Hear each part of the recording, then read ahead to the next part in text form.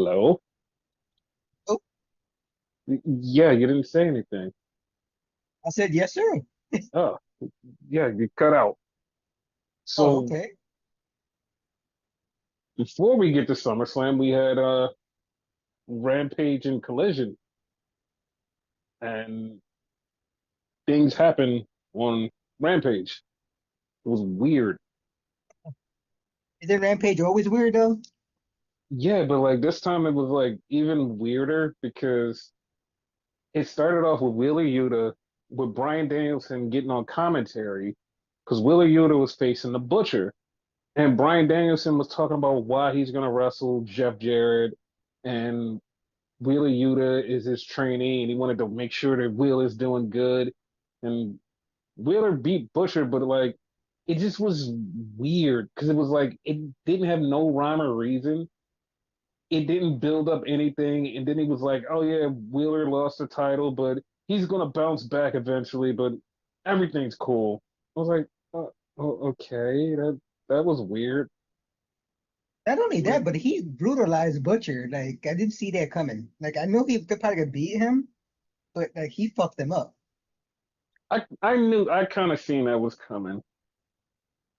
Then we had Brian Cage fight a local talent, and he just like destroyed him in like 6 seconds. I'm not even joking. It was like 6 seconds. Cage came in there and just like bam, bam, bam, and it was over. I'm like, oh, okay, of Sidebar with that, right? So course. Hmm. as I like often mention sometimes, like I do these matches on my YouTube channel and whatever, like I simulate them and whatever, right? Hmm. Looking at their advertisement, I could have sworn it was Brian Keith versus Brian Cage. But no, it was Brian Keith in action, and then right next to it is Brian Cage in action.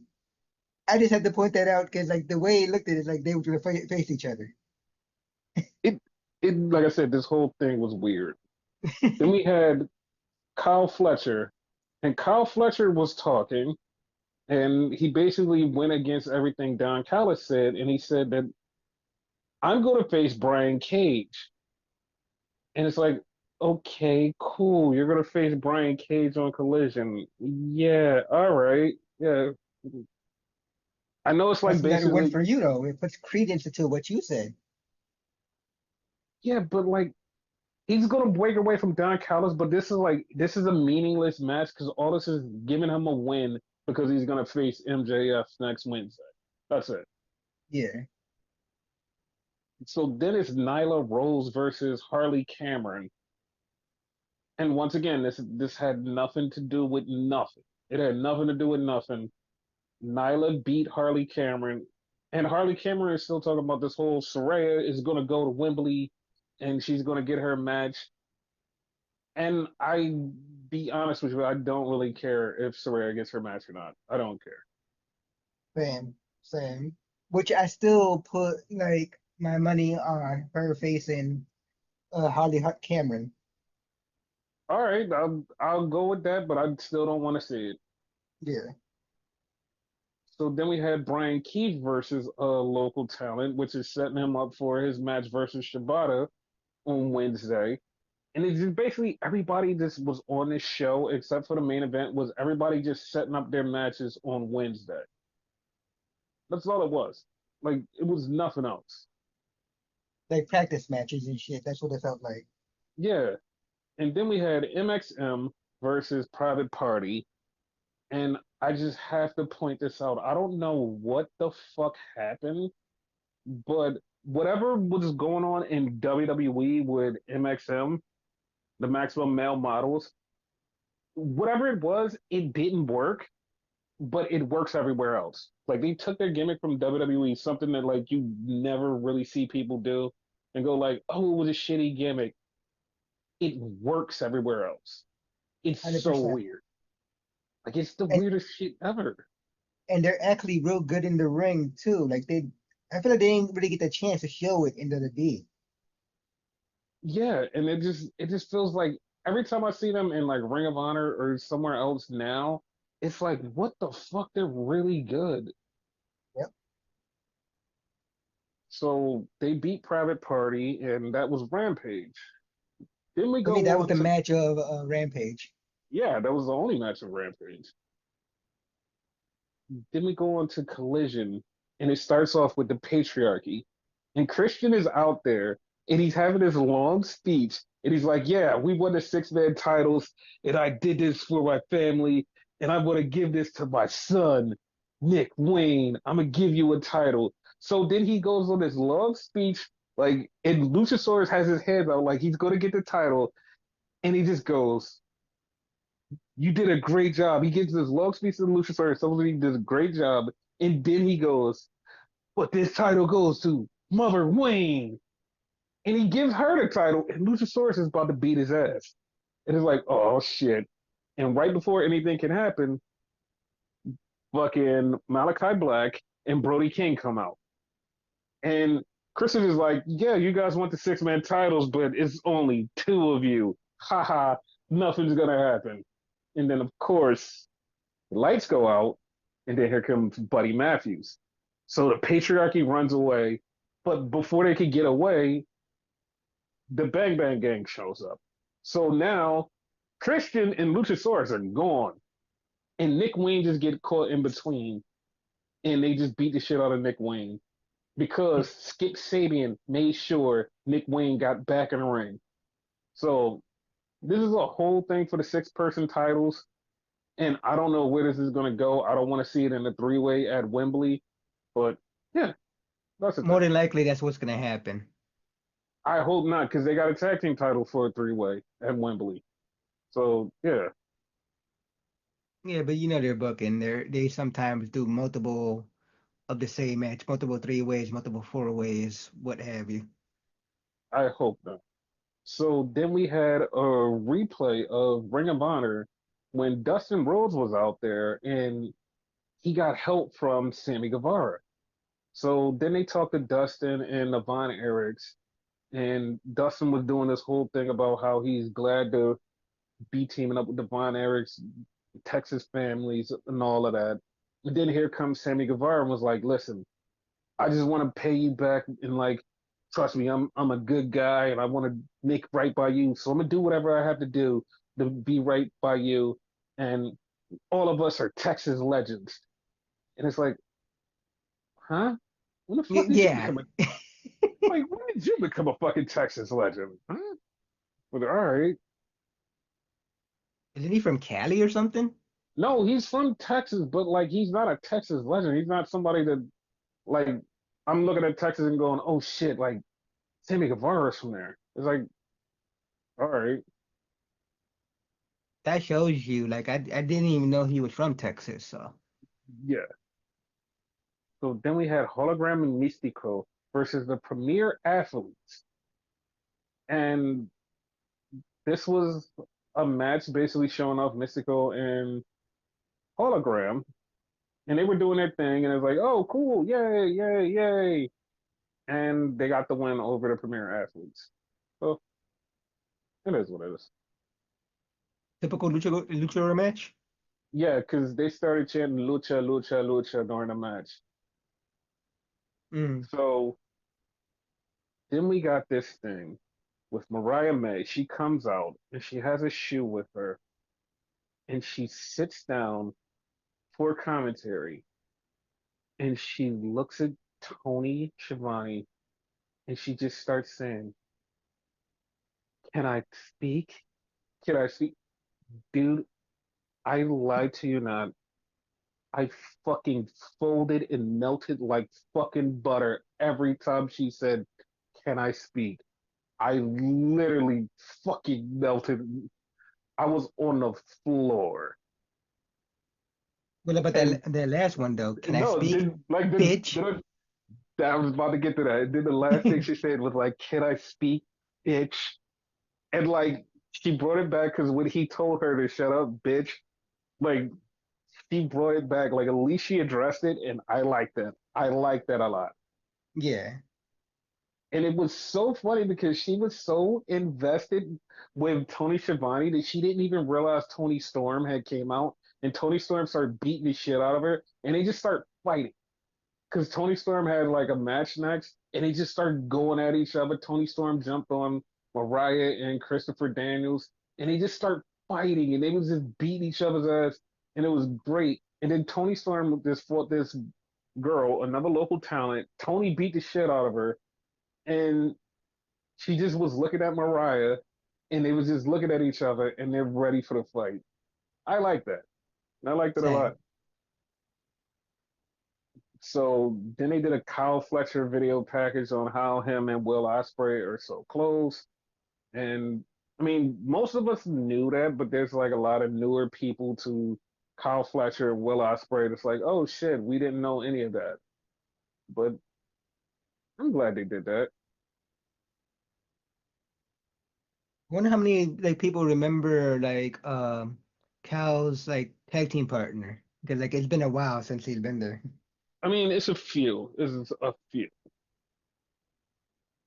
So then they did an MJF thing with him wrestling in CMLL. I did not see the match because I did not pay $30 for a YouTube just for one match for CMLL. So then we had Kyle defeat Brian Cage, which was like, I mean, like I said, this was all building up for the MJF match, and just, eh, that's how I felt about it. Like, it Yeah, wasn't nothing special. But he's definitely breaking away from the Don Callis family. definitely. It's a thing, and I can't wait for that day to happen. So he cut this promo about how he's brothers with fucking Will Ospreay, and he go to MJ after putting the title on the line, which I already thought the title was on the line. That's what I thought. Yeah, apparently not. So then we had a Brian Danielson video package where he's just like training with Willie Yuta, and Willie Yuta's working over his neck, and he said, "I'm gonna win the title." Then we had a Jeff Jarrett promo where Jeff Jarrett said, "I'm gonna take you back to being the last outlaw, and we're gonna have a street fight." And I'm like, "Oh, oh okay, sure, all right." Like this match has like so many layers out of nowhere. Like I read somewhere, I don't know how true it is. Ricky Steamboat's the special guest referee now. No, there's no. It was literally advertised a few minutes later that Ricky Steamboat is going to be there. They didn't say he was a special guest referee. They just said he's going to be there. Oh, So he was advertised as part of the match. I was like, yeah, no, Ricky Steamboat's going to be there. I was like, oh, okay, that was weird, but okay. yeah, definitely weird. So then we had a three way, and in the beginning of the three way, it was Lee Moriarty versus Ishii versus Claudio. In the beginning of the three way, they mentioned, oh, Lee Moriarty has this title, this pure title. Nigel McGuinness was talking about it. And they're like, oh, if somebody pins Lee Moriarty, that means they could get a title shot. And it's like, yeah, but the winner of this is actually getting a title shot at Okada's Continental Classic. And I was like, so why bring up the fact that he could have? I was like, that was just what? It was confusing. Yeah, like what if he would have got pinned? No, he did get pinned. He did get pinned by Claudio, and that was the weird part. He got pinned by Claudio after they brought up the whole, yeah, no, if they pin him, they can get a shot at a pure title, but this is for the Continental Classic. So I'm like, what the fuck was the point? There It is none. was, it wasn't like they shouldn't have mentioned it because it was just so random. It was like, why did you mention that? Yeah. So then we get a rebrand of Top Flight Security because all of a sudden Layla Gray is now a stewardess on the Top Flight Security and she's part of the team. And they're talking, cutting their promo because they're like having their whole thing. And then MXM shows up and they basically challenge the new Top Flight Security to a match.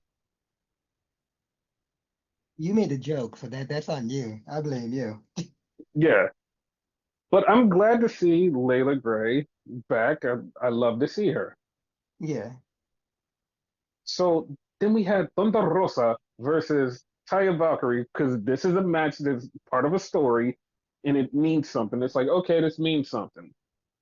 Thunder Rosa beats Taya Valkyrie, but after the match, she calls out Deonna Purrazzo. She's like, "Yo, you cheated to win, and I would have beat you." And Deonna comes out and goes, "I beat you one, two, three times back to back. What do you mean? Like we shouldn't even have a match." And Thunder Rosa goes, "Okay, well this will be our last match. This will be a Texas death match next week on Collision." And at that point, I was just like, we literally just heard you say this is the fourth match, and we're going to have another stipulation because even Deonna Purrazzo was like, "This is the stipulation we had here. This is the stipulation we had here. This is the stipulation we had here. This is where we're at." And it's like, what? Like, why are we doing this again? I'm kind of bored of this feud, to be honest with you. I am too. I want both of them to move on to something, but I knew something was going to come of this after the fucking lumberjack match when Taya got in to help Deonna Purrazzo win. Yeah, But it's just like it's unnecessary because it feels like overkill. It's like we did this, we're doing it again. We did this, we're doing it again. We're doing it again. We're doing it again. And it's like these two women can move on to other feuds. There are other women that they can feud with. Like they could have did the Taya Valkyrie feud and just had Thunder Rosa versus Taya Valkyrie, and that been a thing. And like we didn't have to go back to the Deonna Purrazzo thing. Like not at all. It was so weird. crazy. So then we had an eight-person match. We had the Undisputed Kingdom with Black Taurus versus FTR, Mark Briscoe, and Darby Allin. So they had this match, and after the match, FTR calls out the Acclaim. So them and Acclaim getting a face to face, talking shit to each other, basically setting up their tag team match because they both want the tag titles. And they're setting up their match, which, like I said, is going to wind up turning into a fucking three-way. It'd be just 2-on-2 because the claim already are number contenders, are they not?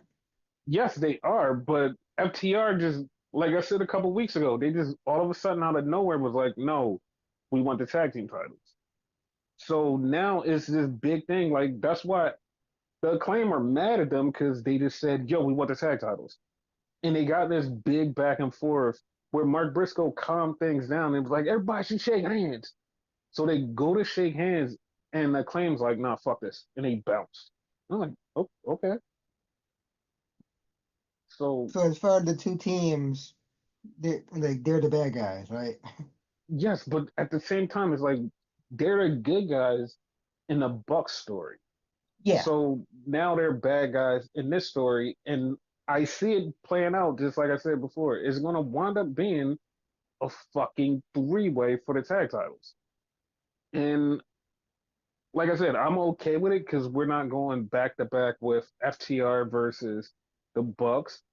And there's some people who's like, "Oh, the Acclaim versus the Bucks at Wembley isn't a big enough match," which I personally, if you build it up right, could be a big match, but a lot of people aren't going to give it credit. So instead of doing that, just make it a three-way and everybody be like, "Oh, yay, haha, yay." And then we just have the match. I personally think it would be a good match. Acclaim versus the Bucks. I mean, I don't care either way, but I'm more leaning towards a three-way. Yeah. So I mean, that was most of the stuff that happened in AEW because like that was it. Like nothing really significant happened. It just was that. There is a B plot story that like chasing down all of the avenues of the B plot story is kind of weird because Meltzer reported that Britt Baker got suspended because she said something and MJF didn't like it. They got into an altercation and it turned into this big thing where like if like from reporting from everywhere, just like all of this stuff people are saying this, this, and this, and this, but Sean Ross Sapp gave the breakdown of what happened. So this is what happened. Apparently, a few weeks ago, Britt Baker, when the whole MJF and Will Ospreay had this long ass match, Britt Baker said something in the ladies' locker room. She's like, because this isn't the first time she said something about MJF stealing too much time, and this is a thing that's been going on with her and MJF. So she said something in the locker room, and Alicia Toot, which is MJF's girlfriend, brought it back to MJF. Was like, "Yo, this is what's being said in the locker room," and MJF knocked on the women's locker room, said, "Hey, I want to talk to you." They had a conversation. Whatever was said in the conversation between the two of them got a little heated. MJF and her was like kind of separated. A few moments later, she wound up getting talking to and was like, "Yeah, we're gonna send you home for 2 weeks. We're gonna suspend you because the disciplinary board said, hey, we're gonna suspend you. You're gonna be home for 2 weeks." And that's what happened. That's crazy. Yeah, there's a lot of people that's like, oh, Britt Baker is a problem. Britt Baker is a problem. Britt Baker is a problem because this isn't the first time something backstage was he said, she said with Britt Baker's name being thrown out as the person that said, hey, this, or hey, blah, blah, blah, blah, blah, blah. This isn't the first time. Yeah. So, and then people was like, oh, it could be MJF, it could be MJF, but we have a pattern of her saying stuff. So people are like, maybe she's the problem. Like, I'm not like, I'm not gonna be like, oh, I'm pointing blame to go, oh, she did it or he did it. I'm just saying what the situation was and what the talk of the town was. Just this situation for AEW's sake. Yeah. So Could be either or. yeah, so a lot of people are also saying that AEW is just like a sloppy shop, quote unquote, which I'm not gonna say, yeah, it is. But there's people who are saying this, and I understand, but this is like the third or fourth time that backstage drama has been more important than what the fuck is going on in front of the camera. And it's getting a little tiresome. Like, hey, somebody needs to figure out how to like quell some of this shit that's going down. Like, cause this shit is like really fucking annoying. It's like you want to look at the product and go, oh, this is this is this. And then we have all of this backstage drama that spills out, and it's like, ooh, this is kind of interesting. None of this shit has anything to do with anything on TV. It's kind of, it just kind of needs to be just, just shot in the ass. I seen a comment online. Someone basically said verbatim, they might as well drop all the storyline bullshit, right? Hmm. And just have the cameras on backstage 24/7 because all that's more interesting than the actual show. So it's kind of true. It is very true because it's like shit like this is just like really fucking interesting because it's like this shouldn't be happening, and that's what intrigues people. It's like this shouldn't be happening. Why the fuck is this happening? Why are we witnessing this really crazy thing going down backstage and hearing all of these reports, all of this drama? But then when it comes to the TV, it's like lackluster and it's like, hey, whatever. And it's like, no, I want to know why the fuck this happened. Why did this happen? Why is this person beefing with this person? Ooh, why did this person say this shit backstage? And none of that shit matters on TV. Honestly, like the saying goes, the inmates are running the asylum. Like they need an authority figure. They need a boss. They They don't have have that. one.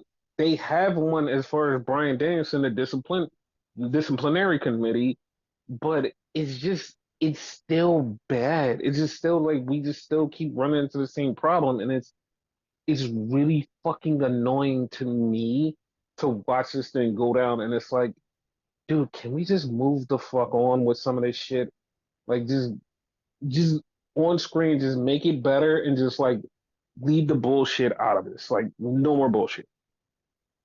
Basically. Yeah. So that's the AEW side of this podcast. And we have to go on to SmackDown and SummerSlam. Down started with Logan Paul showing up for his homecoming in his hometown, and he had a new cyber truck painted all prime. And Nick Aldis greeted him with these quote unquote dignitaries from Cleveland. It, it was weird. I hated it. He got But booed though. yeah, of course he got fucking booed. And shout out to Nick Aldis for the subtle little smart thing that he did, and I love him for that. Thank you, Nick Aldis. I love you forever for that little subtle shout out that you did. That was great. That was great. And if you don't know what we're talking about, it was his tie and his lapel that was in trans colors for the trans flag. And Nick Aldis knew exactly what he was doing, wearing those colors in front of Logan Paul. Shout out to him. I love that. That's awesome. So then we had Cody Rhodes come out. And Cody Rhodes comes out and says, tomorrow's SummerSlam. Fuck that. You know what? Solo, come on out here. So Solo comes out. They have a conversation, and Cody just goes, you know what? Tomorrow, we're going to do our match in Bloodline rules. Since you want to be the tribal chief so bad, that's what we're going to do. And it was like, okay. That was, that was random. Totally random. Like what the fuck?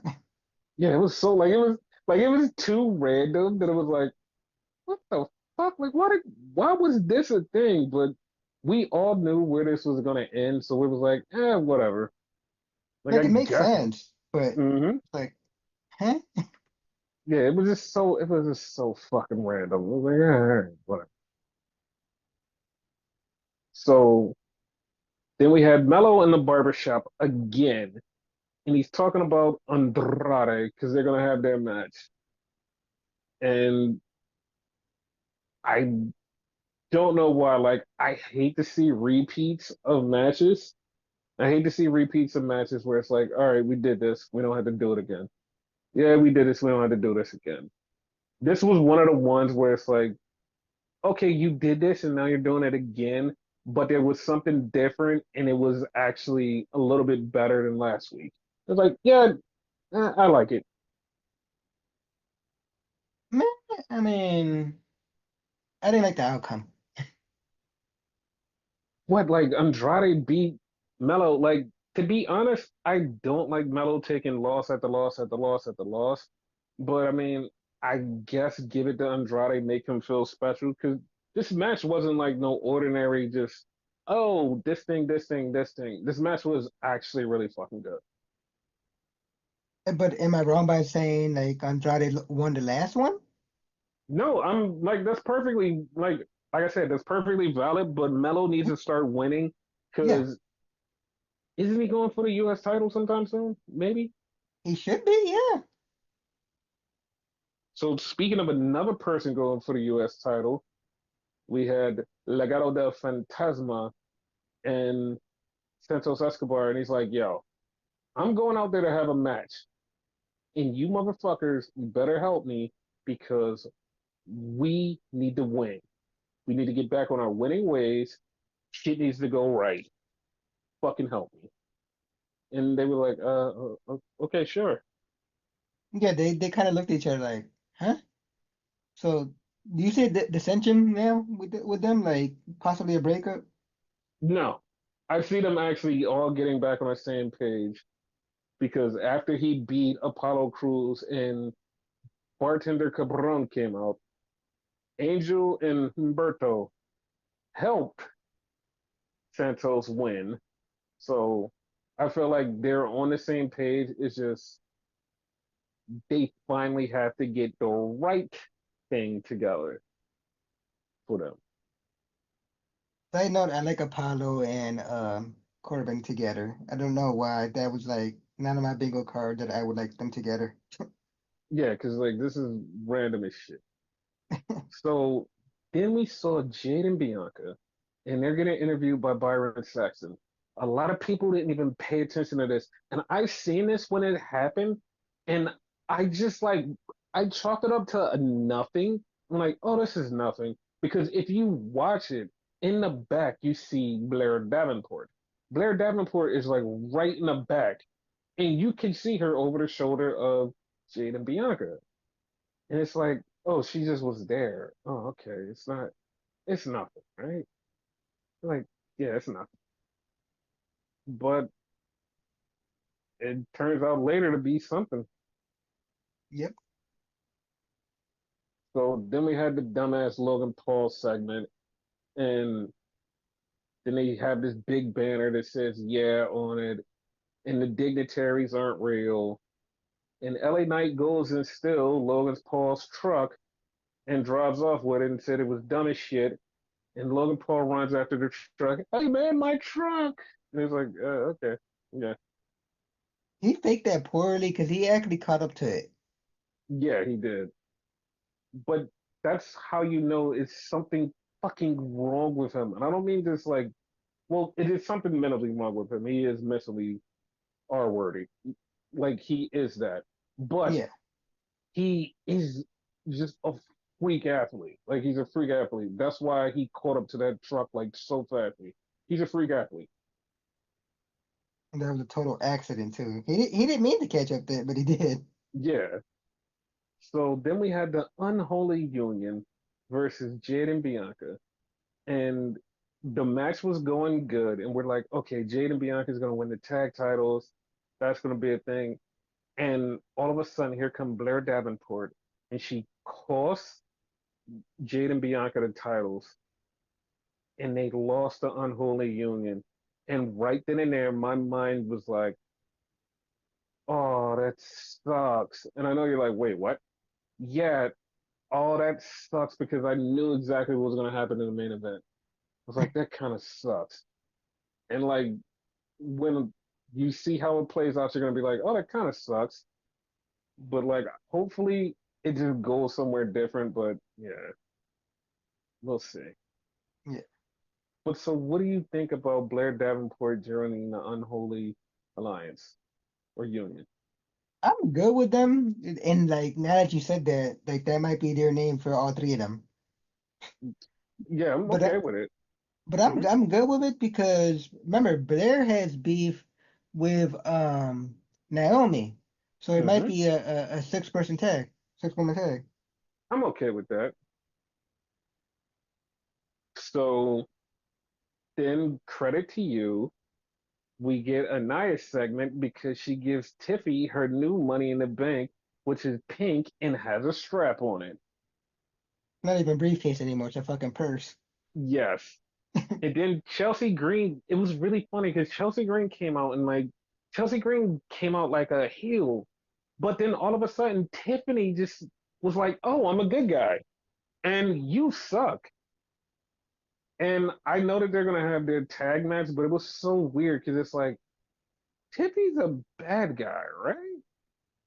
Not anymore. Yeah, I was so confused. So Especially when she turns on Naya. yeah, which is gonna happen. I wanted to happen not right away. I wanted to happen in 6 months from now because we're gonna get into the SummerSlam results in a few minutes right after we Yeah, finish SmackDown. But I want that to happen months from now. Like not yeah. right. I want the build up and anticipation for it. Especially the fact that women Money in the Bank, like they tend to be cashed in real quick. So let this one, marinate. Yes. So then we had Ciampa do the backstage segment, and then Johnny. with Candace and Quill and Indy, and he goes out in his hometown to defend the tag team titles against the new bloodline, which is Tama Tonga and Jacob Fatu. And like I said, I knew immediately what was going to happen because of what happened early in the night. And the match is going in the final part of the match. Johnny hits a poison rana on Jacob Fatu. Jacob Fatu does a throw up Samoan drop, hits him with a flip, hits him with a DDT, and then pins Johnny Gargano and wins the tag team titles for him and Tama. Jacob Fatu is like insanely fucking talented. Like, oh my God. Yes, and this tag match was like it was really good, but like holy shit, that like I didn't like it because it's like we did a Vince trope. I understand where we were going because it's like, oh, we need to put more heat on the bloodline because of what's about to happen tomorrow. We need to make it deeper than what's going on. But at the same time, it's like this is Johnny's hometown. Johnny winning would have been so cool, but like I said, we all know where the story's going. So Yeah. it is what it is. So before we got to SummerSlam, we had a couple of interviews dropped from people who were getting interviewed from WWE. And one of the interviews was CM Punk. And CM Punk was talking about how the landscape of everything changed, nothing is the same, and everything is way better now that Vince is gone. And so people was like, yeah, no, that's kind of normal. And then we got one from Michael Cole, which one was that actual one that fucking made people go, oh, oh, okay. So Michael Cole was talking about how he feels better in commentary now and how Vince used to say really fucking insulting bullshit to him in his ear and he did not like it. He said he felt bad when Vince would do it and like how he would just like talk shit to him and make him feel like shit. And now he doesn't have that because Hunter just like lets it go and just goes, all right, cool, just do whatever you want, as long as you fucking just make the shit sound good. I don't really give a shit. Yeah. And he said it's basically almost night and fucking day with the way shit goes down. I was like, oh shit, that's kind of cool. Because Michael Cole So is actually a great commentator. Like, I know he used to get shit years ago, but he's good. yeah, and here is the craziest part about him being a good commentator. Hmm. JR was asked about him, and JR said, I hear Michael Cole, and I think now Michael Cole is better than I was at my peak. Michael Cole is great. And it's like, you have the legend JR tell you that you are better than him in his peak. You're doing something right. That's up there with Michael Buffer, like praising fucking Samantha Irvin. So that's awesome. Exactly. So now we get into SummerSlam. And it opened up with Rhea Ripley versus Liv Morgan. And Dom comes out with Rhea, and everybody's like, okay, we know how this plays out. Dom is gonna turn on Rhea. We know exactly how this works. We got it. So Rhea has a chair, and she's about to hit Liv, and Dom grabs a chair, and everybody's like, oh, this is where it's happening, because like right after she grabbed the chair, Liv hits Oblivion, and Michael Cole and everybody else says the same exact thing, and I said it too. Was you would lose the title, and Dom yells at her like, "You would lose the title if you hit her with the chair. What are you doing? Like, don't do that." And Like everybody's it like, made perfect sense for him to take the fucking chair. "Exactly." And at that moment, everybody in the room thought exactly the same thing. Was like, "Oh, he's not gonna turn on her." oh, this is how it's gonna go. Until 5 seconds later, he slides the chair in the ring. He literally points the lib, goes, the chair. And he distracts the referee, and Liv hits Oblivion on the chair and pins Rhea Ripley. And she gets out of there with the title, and she's looking, and Rhea's fucking pissed off.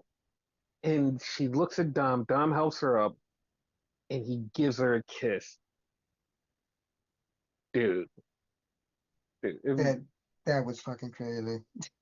it fucking worked. It was so crazy. It fucking worked. Ray's gonna kill him now. Yes. And that was a thing. So after that, we wind up seeing the Judgment Day clubhouse. Everybody's in there. And Priest barges in there. It's like, where's Dom? Where's Dom? And Finn's like, dude, relax, relax. You got a title match. Like, calm down. And like, Finn is calming him down. So he says, you want me to go out there with you tonight for the match? And he's like, no, man, I'm telling you, I got this. I got this. And he just said, I'm sorry, bro. And Finn looks at him and goes, I'm sorry too. Yeah, yeah. So Like if you didn't know better, you would think, sorry for what? yeah, like the normal person would have been like, sorry for what are you sorry for? Yeah. So then we have Logan Paul come out, and all of a sudden then here's Machine Gun Kelly because he's from Cleveland, and you know where was Kevin Owens when you needed him at the perfect time, If you didn't say he was from there, I was gonna ask you like, why was he even there? But yeah, right? So LA Knight and Logan Paul start fighting before the bell even rings. They just fighting outside. The bell didn't ring. This is like at least 10, 15 minutes. Then the bell rings. They get in the ring and they start beating the shit out of each other. And Logan Paul keeps trying to do shit, keeps trying to do shit.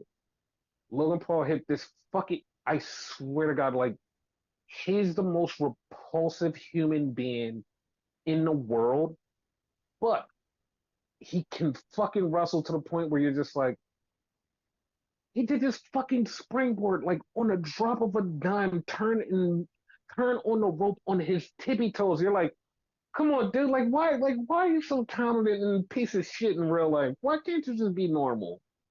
Like I want to cheer you so bad, but like why can't you just be fucking normal, dude? Like you're such a piece of shit. Like, come on, like why are you this good? Come on. apparently you can't have both. You can't be super talented and be a good person. You either gotta be a good person but suck in the fucking ring, or be great in the ring and or suck as a person. Well, that's not true because Brian Danielson and Zack Sabre Jr. exist. They're both good people in the ring, and they're also good people outside too. Well, Yeah, but they and they train they train for years though. So also Jay White. Jay White is also both. He's really good in the ring and also like a good person outside. So yeah, I I would mean, think he also trained for years. So I'll say also Kenny Omega and Adam Cole. See, there's a lot of them that actually exist. but the caveat I keep giving you, they've Hmm. trained for years. This cat only's been like wrestling what, 3 years tops? Yeah,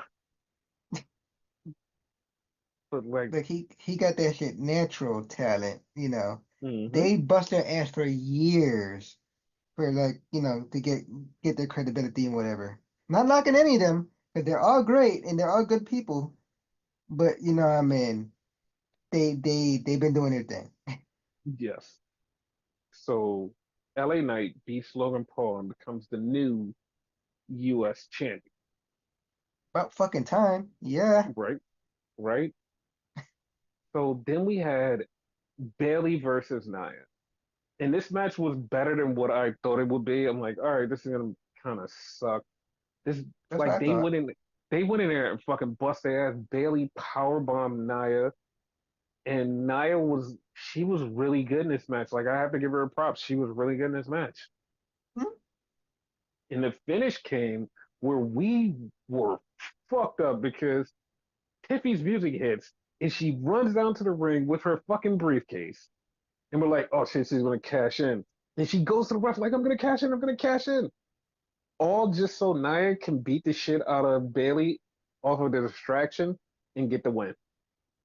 I was like, oh, that is so fucking good. That was smart as That's shit. yes, it was so good.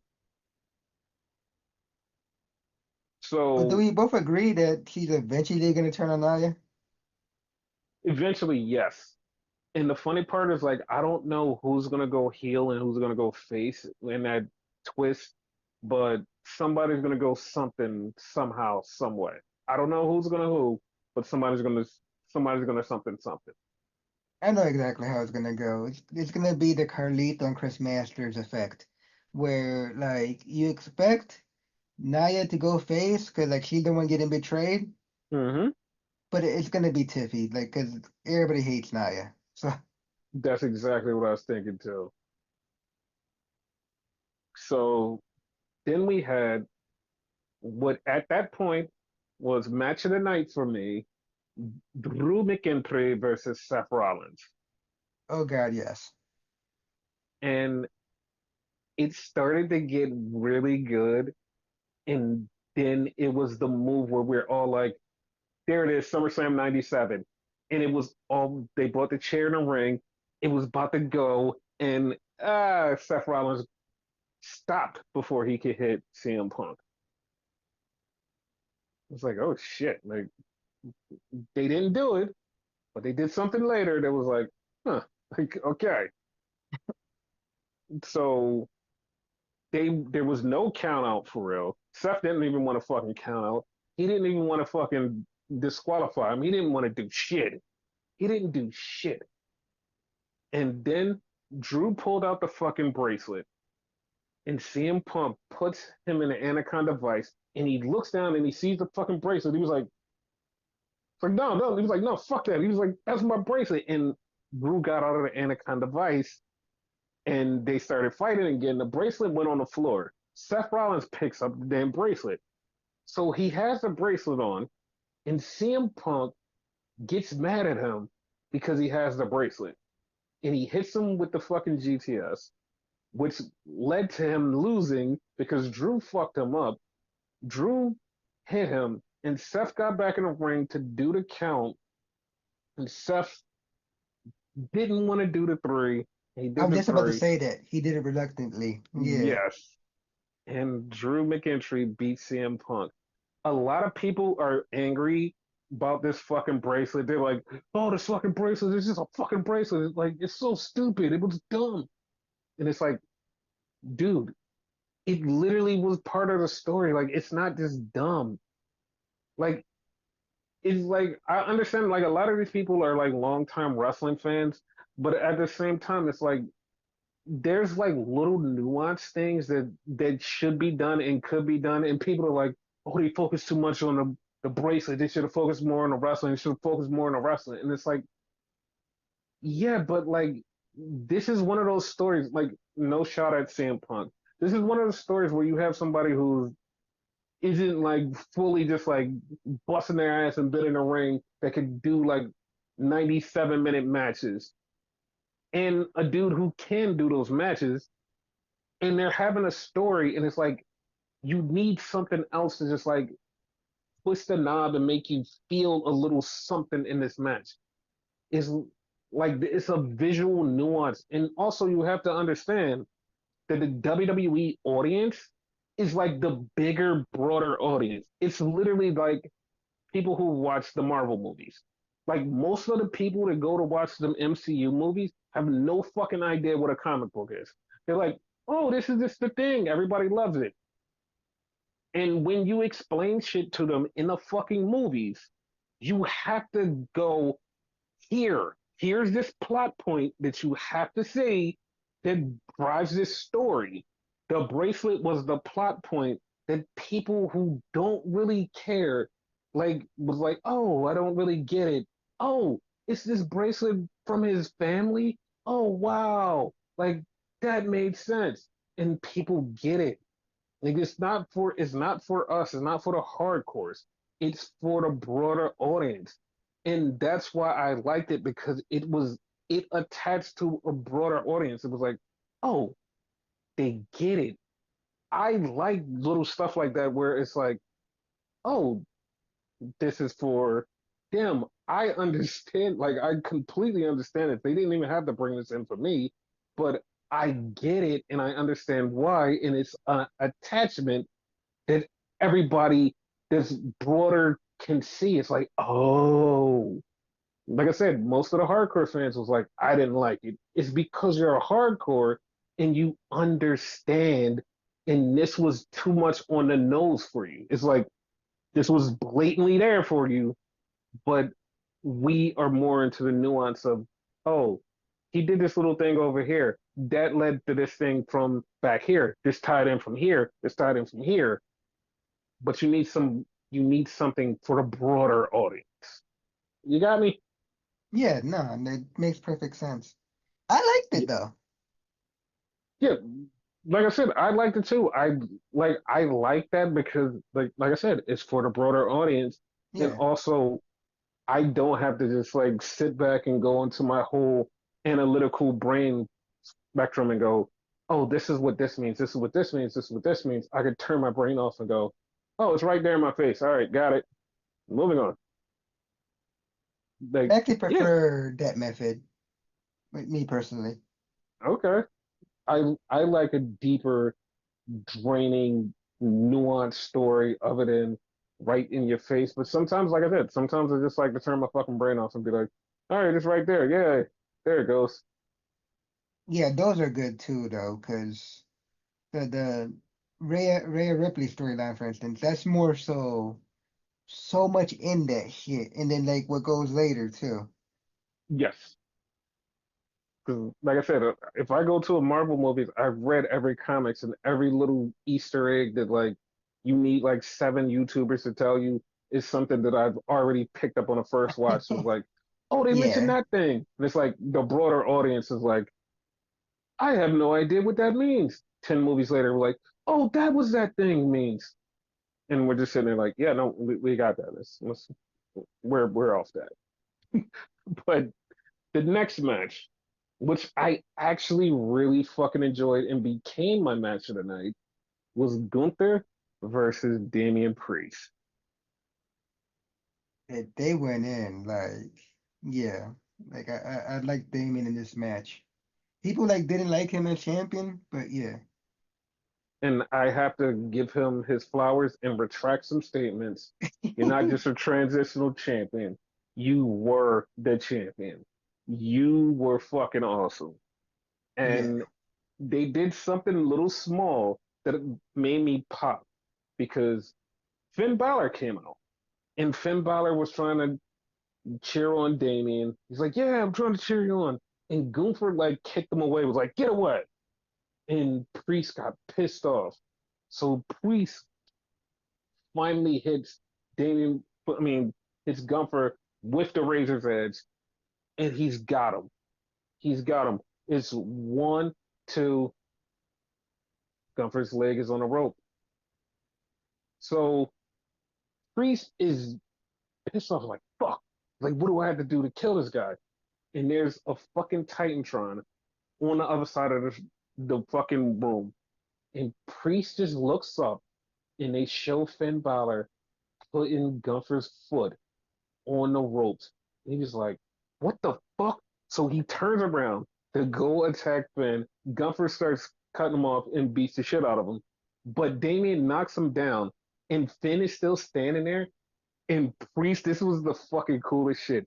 Priest just lunges at him under a rope and just grabs his shit out of, just chokes the shit out of Finn. And it was like, that was so cool. And then Gunther just fucks Priest up, gets the win, and Priest is out of the Judgment Day. It's over. Like if I It's didn't know done. better, I would swear he would choke slam him right there. He could have. He could have. But like, holy shit. That match was hard hitting. That match was fun. Priest actually felt like a real fucking superstar there. feel like a Yeah, world champion, even though he lost. It's great. I was happy for him. same, same. Now, Hmm. Priest is out of the Judgment Day, as you said. Also, Yes, Rhea? yes, yes. Because once again, somebody literally brought this up, and like we brought this up multiple times before. Mhm. This goes back years. This spin Yep, and lifting goes back years, and we're gonna find out exactly how deep this goes on Monday. they're gonna break it down and show all that shit. Yes, I forgot to say Braun Breaker beat Sami Zayn, which we kind of knew. Happened so fast, like couldn't even remember it. It's like one of like typical Braun Breaker match. Yes, he won the IC title from Sami.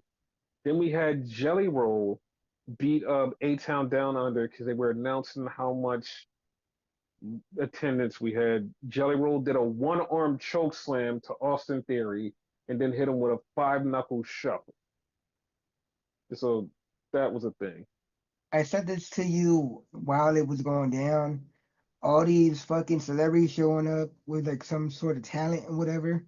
He looks like he could like do good in the ring just because of that choke slam. We need a fucking celebrity battle royal. Him, Logan Paul, Bad Bunny, Pat McAfee, and God knows who else I can't think of right now. So then we had the main event that was Cody versus Solo. Everybody came out. Randy Orton showed up. Kevin Owens showed up. They threw Cody on the table. Jacob Fatu went for the splash. He hurt his leg, might be injured. Then Roman showed up. Cody won. That's it. That was the end of the show. Yeah. So that's the end of our show.